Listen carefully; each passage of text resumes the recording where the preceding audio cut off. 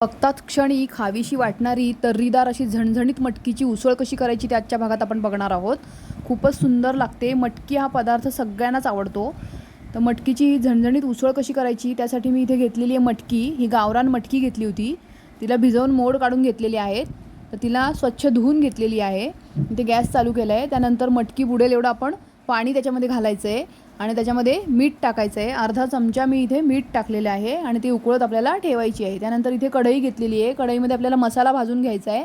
तर इथे मी खोबरं घेतलेलं आहे, आलं, लसूण, कांदा, 2 कांदे घेतलेत आणि 1 टोमॅटो घेतलेला आहे.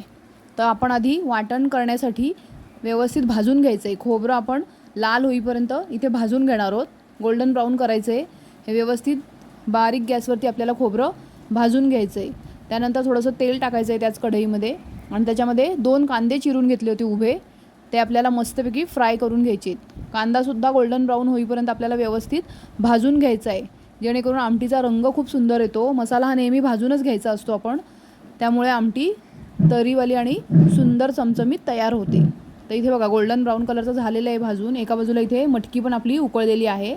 थोडीशी मी हाताने दाबून बघितली आहे. ही पूर्ण शिजवून नाही घ्यायची आहे, आपल्याला नंतर मसाल्यामध्ये सुद्धा तिला शिजवून घ्यायचं असतं. तर इथे आता खोबरं वाटून घेणार आहे मी. मिक्सरच्या भांड्यामध्ये खोबरं टाकायचं आणि छान आधी बारीक करून घ्यायचं आहे.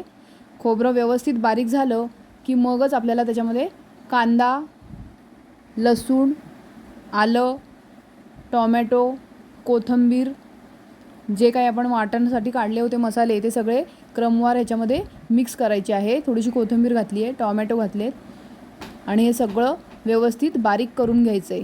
ह्याची छान पेस्ट करून घ्यायची आहे. हे नंतर खोबरं जे आपण केलं होतं, बारीक करून ठेवलं होतं भाजलेलं, ते सुद्धा ह्याच्यामध्ये टाकून व्यवस्थित एकदा मिक्सर. त्यात थोडंसं पाणी घातलेलं आहे. तर फ्रेंड्स, तुम्हाला माझे व्हिडिओ आवडतात का? तुम्ही मला कमेंट करून नक्की कळवू शकता. माझ्या चॅनलला नवीन असाल तर लाईक, शेअर आणि सबस्क्राईब करायला विसरू नका. तर इथे कढईमध्ये तेल ठेवलेलं आहे मी तापायला. त्याच्यामध्ये कढीपत्ता घातलेला आहे, तेजपान घालायचं आहे, 2 छोटे तेजपत्ते घातलेले आहेत. त्यानंतर हे जे वाटण आपण केलं होतं कांदा खोबऱ्याचं जे भाजून घेतलेलं आहे ते आपण त्याच्यामध्ये टाकून तेलामध्ये छान मसाला फ्राय करून घ्यायचा आहे. हा मसाला तेल सुटेपर्यंत, कडा सुटेपर्यंत आपल्याला फ्राय करायचा आहे. त्याच्यामध्ये आपण मीठ घालायचं आहे अर्धा चमचा. त्यानंतर लाल तिखट घातलं आहे. चवीनुसार आपण लाल तिखट कमी किंवा जास्त करू शकतो. त्या चमच्याने मी इथे सगळं वापरलेलं आहे. तर 2 चमचे लाल तिखट टाकलं आहे, 3 चमचे मी घरचं काळं वाटण टाकलं होतं. त्यानंतर हा वाटलेला मसाला असतो तो टाकलेला आहे, मिक्स मसाला, आणि व्यवस्थित फ्राय करून घ्यायचं आहे. 1 चमचा हळद घातली होती याच्यात.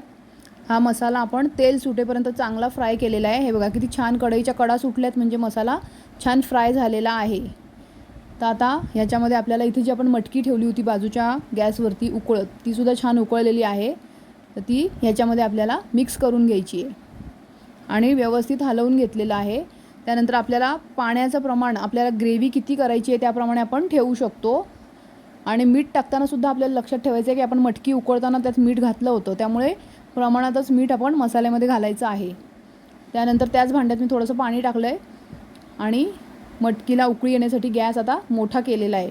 तर अशा प्रकारे आपली सुंदर आमटी तयार होते. बघा किती सुंदर तरी आलेली आहे, खूपच चविष्ट. आता यात मी थोडंसं पाणी अजून घातलेलं आहे, कारण मला मटकीची पातळ आमटी करायची होती. तर ही अशी सुंदर आमटी तयार झालेली आहे. तिला झाकण ठेवून मी 5 मिनटं उकळवून घेतलेलं आहे, त्यामुळे ती मटकी पूर्णपणे आता शिजलेली आहे. वरून आपण कोथिंबीर घालायची आहे. तर अशा प्रकारे तयार आहे मटकीची चमचमीत अशी रस्सा भाजी. तुम्ही पण करून बघा, तुम्हाला आवडते की नाही ते मला नक्की कळवा. याच्यावर कोथिंबीर घालून आपण हे सर्व करणार आहोत. तर अशी ही भाजी आपण किंवा आमटी पोळी, भाकरी किंवा पाव कशाबरोबरही खाऊ शकतो. तर तयार आहे मटकीची रस्सा भाजी.